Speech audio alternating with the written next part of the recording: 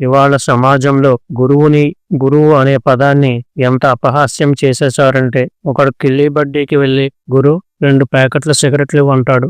ఇంకొకడు గురు టైర్ గాలి కొట్టు అంటాడు. మరొకడు రోడ్డు మీద వెళ్లే ప్రతివాడిని ఏంటి గురు ఏంటి సంగతులు అంటాడు. గురువు అంటే ఎంత దారుణం అయిపోయిందంటే, నలుగురు పిల్లలు కలిస్తే ఆ గురువు మీదే జోకులు వేసుకోవడం. మనకి చదువులు చెప్పి జ్ఞానాన్ని అందించిన గురువులకి మనం ఇచ్చే మర్యాద ఇదేనా? మన సనాతన ధర్మశాస్త్రం ఎంత పెద్దపీట వేసిందంటే గురువులకి, బ్రహ్మస్థానే కృతం పాపం విష్ణుస్థానే వినశ్యతి, విష్ణుస్థానే కృతం పాపం శివస్థానే వినశ్యతి, శివస్థానే కృతం పాపం గురుస్థానే వినశ్యతి, గురుస్థానే కృతం పాపం నాస్తి స్థానే వినశ్యతి.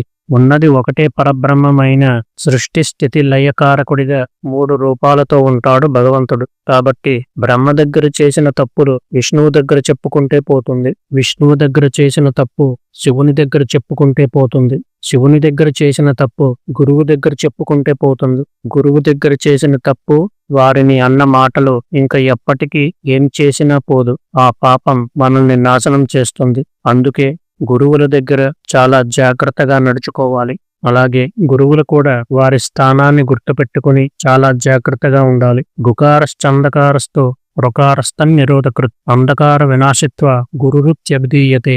గురు అంటే అంధకారం అనే అజ్ఞానాన్ని తొలగించి జ్ఞానం అనే వెలుగును అందించేవాడు అని. అంతటి గొప్పవాడైన గురువు అనే పదాన్ని గౌరవించడం మనకు చేతకాకపోయినా పర్వాలేదు. అపహాస్యం చేయడం, జోకులు వేసుకోవడం, వెటకారంగా చూడడం చెయ్యకూడదు. శ్రీ గురుభ్యో నమః.